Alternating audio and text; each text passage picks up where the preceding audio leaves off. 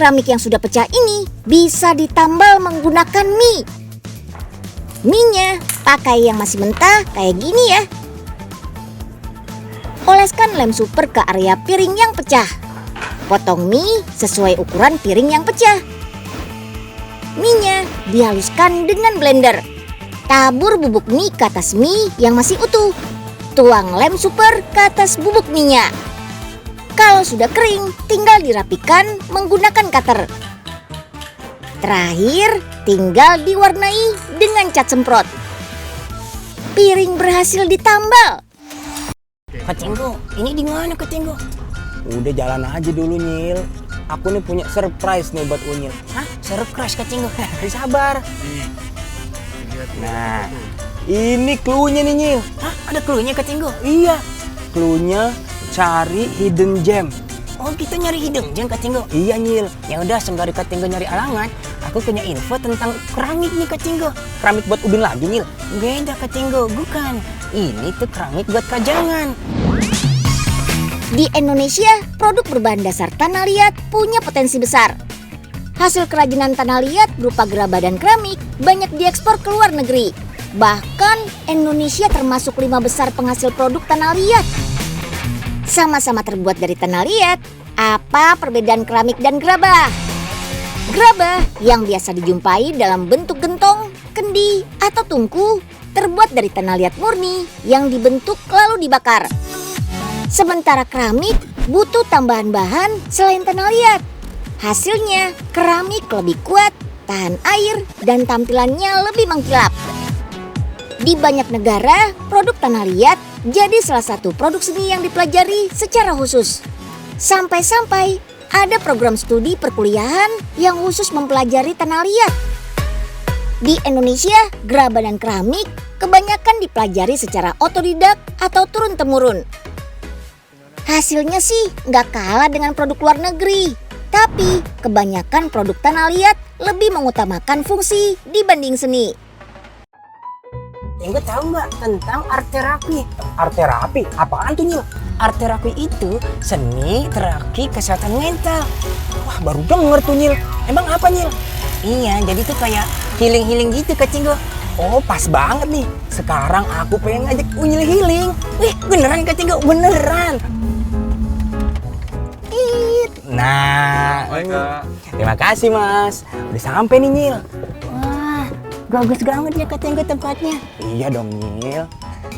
Ih, ada apa ini Kak Cinggo? Sangat nyacang. Halo, Mbak. Buat aku mana? Seni membuat produk keramik semakin berkembang. Bukan sekedar diproduksi untuk dijadikan barang pajangan atau digunakan sebagai perabot sehari-hari. Seni keramik juga digunakan untuk terapi kesehatan mental. Mental health jadi salah satu isu yang banyak dibahas beberapa tahun terakhir. Selain dampak dari pandemi, kesehatan mental juga banyak dipengaruhi oleh lingkungan keluarga dan pekerjaan. Kenalin nih, Kak Satyarini, salah satu praktisi kesehatan mental yang menggunakan seni sebagai sarana terapi. Istilah kerennya therapeutic art.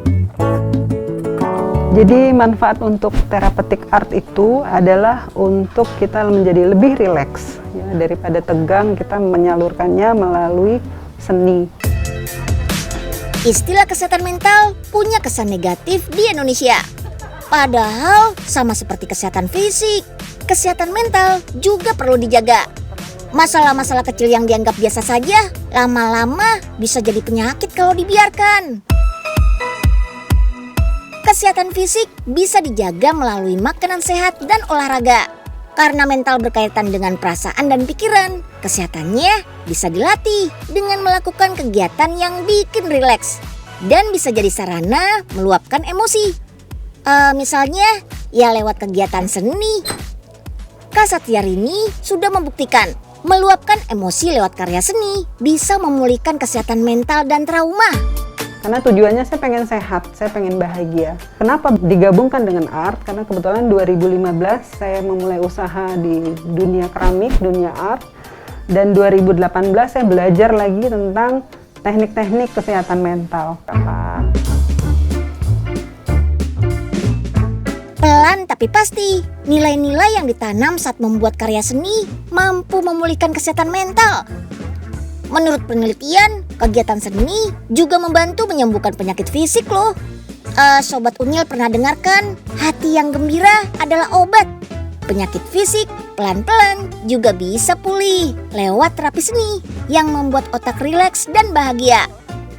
Sebagai sarana penyembuhan, terapeutik art dimulai dengan curhat. Nah, baru deh pasien bisa memilih kegiatan seni yang kira-kira bisa bikin rileks. Bisa bikin karya seni sambil curhat, atau fokus bikin karya seni aja, bebas. Terapi ini dikenal sebagai metode yang tidak menghakimi. Artinya, kepribadian pasien tidak dinilai dari hasil karya seni yang dibuat, tapi lebih fokus pada proses pembuatan karya seni sebagai cara untuk meluapkan emosi. Kalau merasa ada masalah dengan kesehatan mental, ada tips nih dari Kak Satyarini. Jadi ada tipsnya buat teman-teman ya yang sedang merasa kesehatan mentalnya terganggu. Itu cari deh orang atau keluarga yang bisa kita percaya. Jadi kita bisa cerita masalahnya apa, tapi juga bukan buat ngegosip, untuk cari solusi. Nah kalau misalnya nggak ada orang terdekat atau keluarga, ya pergi ke ahlinya. Kan pasti mereka seorang yang profesional ya. Wah, suasananya enak banget ya, Nyil. Iya ya, ketinggu kayak di hutan-hutan gitu. Asri banget deh. Iya, mana pendoponya bagus banget lagi, Nyil. Wah tuh lihat, Nyil, keramiknya juga bagus. Oh iya ya, ketinggu bagus banget. Wah, tapi ketinggu tahu nggak, ngomongin tentang keramik Ugin, ada loh yang bagus dan unik. Gimana maksudnya, Nyil? Ini limited edition ketinggu. Limited edition, Nyil? Iya, karena buatannya kakek dilukis sendiri. Wah, sentuhan tangan ajaib tuh, Nyil. Iya dong ketinggu. Iya, aku jadi pengen tahu deh, Nyil.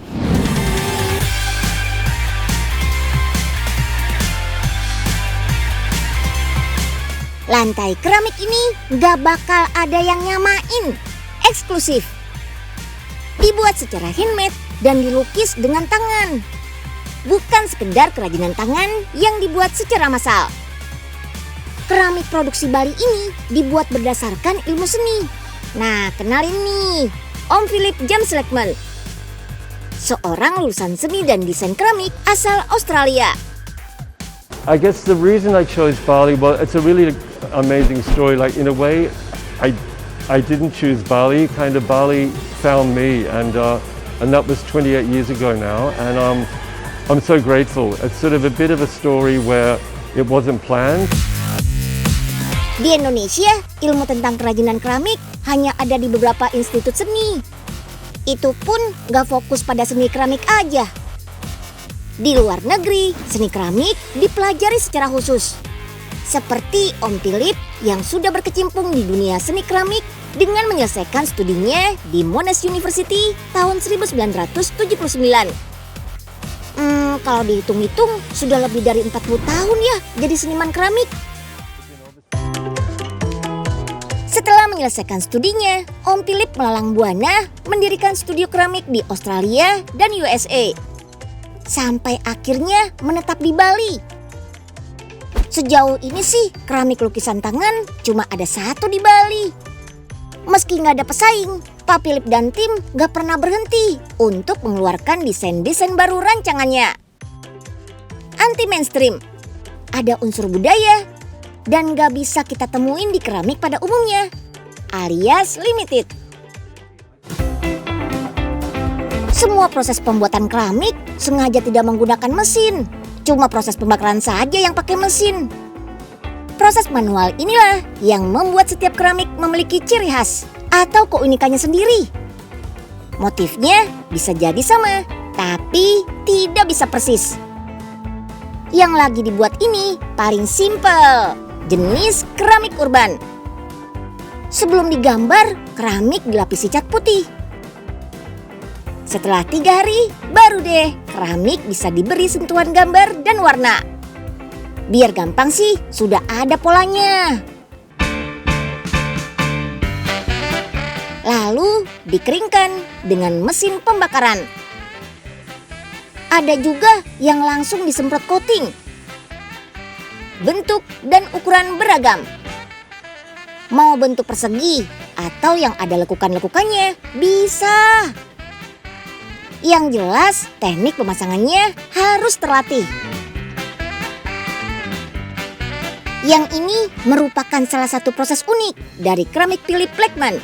Pencetakannya pakai pasir lava basah atau teknik pengecoran pasir. Permukaannya timbul, mirip keramik kuno, tapi tetap estetik.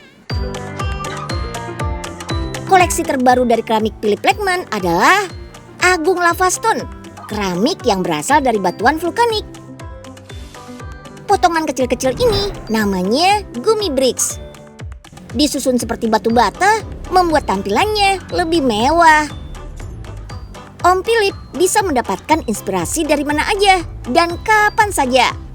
Misalnya dari pengalamannya saat berkeliling Indonesia.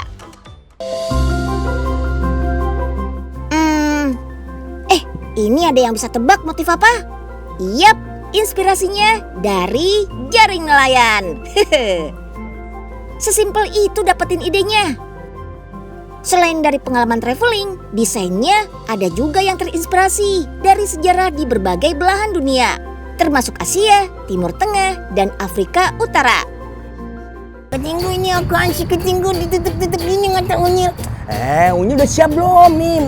Kata Enggo punya kejutan buat Unyil. 1, 2, 3. Kok banyak gini ketinggu sekatinya? Iya, ini buat Unyil semua. Ya ketinggu, aku tuh nggak butuh kartu-kartu banyak kayak gini. Soalnya aku tuh kalau pakai sepatu harus sampai rusak dulu baru ganti. Ya, terus gimana dong? Nih ketinggu ya aku kasih tahu ya. Ada produk sepatu goods yang ramah lingkungan. Hah? Ramah lingkungan? Iya, namanya zero waste. Zero waste? Jadi maksudnya? Maksudnya itu nggak akan ada limbah yang kebuang.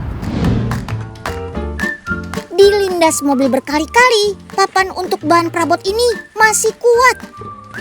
Papan ini terbuat dari bahan sampah plastik.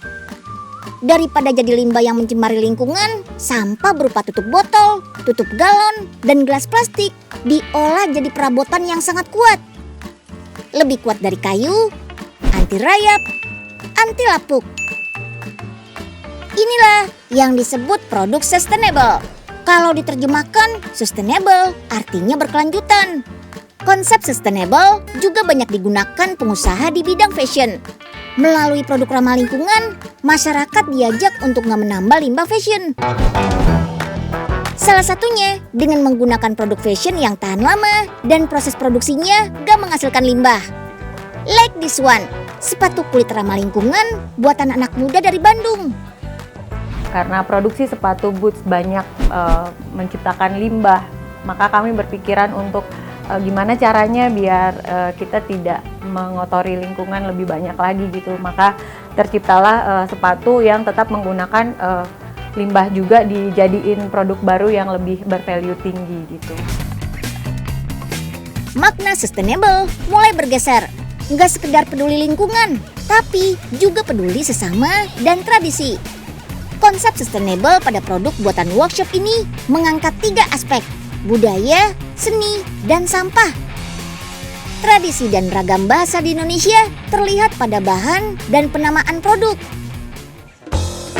Seni meliputi keindahan kualitas dan detail. Sampah bagaimana meminimalisir adanya limbah produksi. Hasilnya produk sustainable, zero waste, dan Indonesia banget. Produknya nggak kaleng-kaleng, dibuat secara handmade oleh pengrajin berpengalaman. Nyil, kerja. Ketinggu. Aduh kenapa Nyil? Ayo kerja lagi semangat dong kayak Onyil. Siap. Oke. Iya Nyil, jadi gini sih Nyil, aku tuh pengen tanya, kalau sepatu boots tuh dulu digunainnya buat apa sih awal-awalnya? Nah nih Ketinggu, sepatu boots itu awal-awal digunain untuk anti air, anti lumpur, anti suhu dingin, dan orang-orang yang bekerja di zat kimia Ketinggu.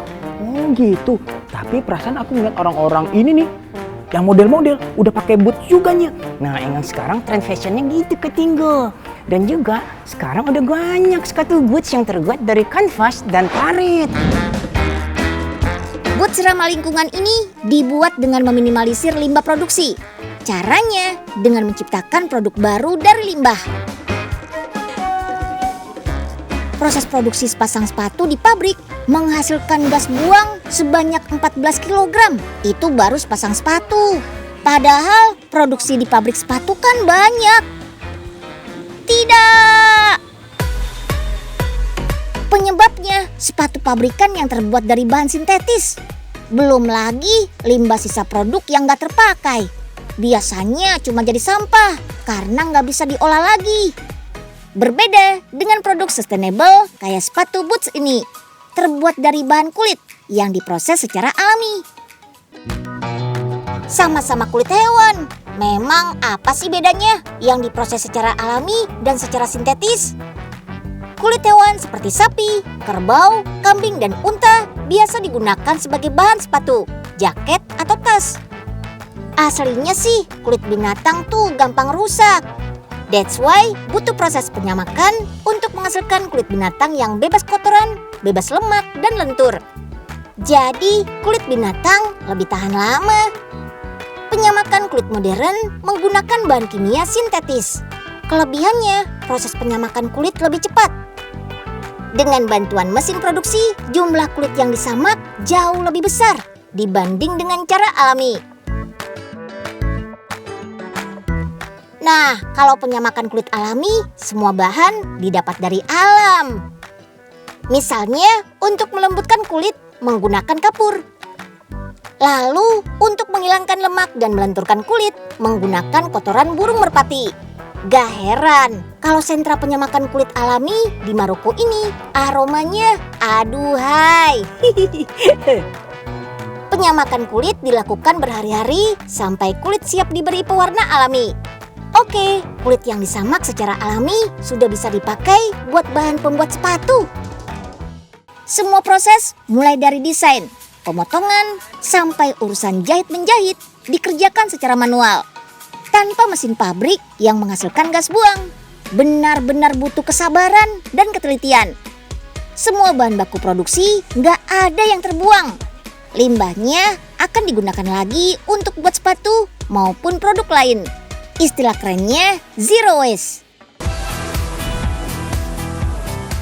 Kolaborasi dengan pengrajin kreatif membuat produk yang dihasilkan memiliki keunikan tersendiri karena tiap pengrajin memiliki ciri khasnya masing-masing. Saking kerennya boots ini, pemasarannya gak hanya di dalam negeri loh.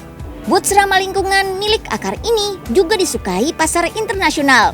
Wih, mantap ya. Harapan ke depannya kita bisa membawa nama Indonesia ke ranah internasional, Indonesia lebih dikenal. Oke, sekarang kita uji yuk. Seberapa kuat sih boots ini? Dipakai buat lari-larian di medan ekstrim masih kuat. Kena paku payung masih aman. Wih, gak cuma kece kalau dipakai, tapi juga benar-benar melindungi kaki. Selain boots, di sini juga ada tas kulit, kacamata kulit, dan juga sendal kulit. Dijamin bikin kalian tambah kece badai deh. Kak Tinggo, temenin aku jalan-jalan yuk. Ayo Nyil. Wah, ngirup udara seger enak ya Nyil. Kak Tinggo, awas. Waduh. Makasih Nyil, untung aja nggak nginjek. Nah, Kak Tinggo nih siapa sih yang buang kongen karet sembarangan? Tahu Nyil, ada-ada aja lagi. Hampir aja. Nah, Kak Tinggo, tahu nggak Kak Tinggo? Kenapa Nyil? Kan Kak Tinggo nih lagi ngunyah kongen karet nih. Cara buangnya yang bener tahu gak? emang gimana Nyil? Nah, pertama Kak Tinggo ambil tisunya Kak Tinggo. Oke, ini tisunya di sini. Terus Kak Tinggo buang di tisunya. Oke. Nah, jangan buang sampah sembarangan ya Kak Tinggo. Buang pada tenggotnya. Oke Nyil. Tadi kantongin dulu ya. Tapi kalau nggak sengaja keinjek, tenang aja Kak Tinggo. Kok tenang Nyil? Nih, Unyil punya tipsnya. Nah, apa jadinya kalau pas kita lagi beraktivitas, malah nginjek permen karet? Unyil punya tipsnya nih.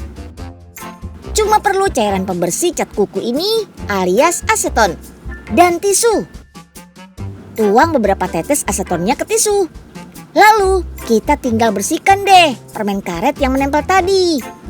Tara, bersih seperti semula kan? Bukan cuma pakai cairan pembersih cat kuku saja. Unyil juga punya cara lain yang gak kalah simpel, yakni menggunakan es batu ini. Oles es batu ke permen karet yang menempel pada sepatu. Oles beberapa lama. Kalau sudah, tinggal lepasin deh permen karetnya pakai tisu. Terbukti kan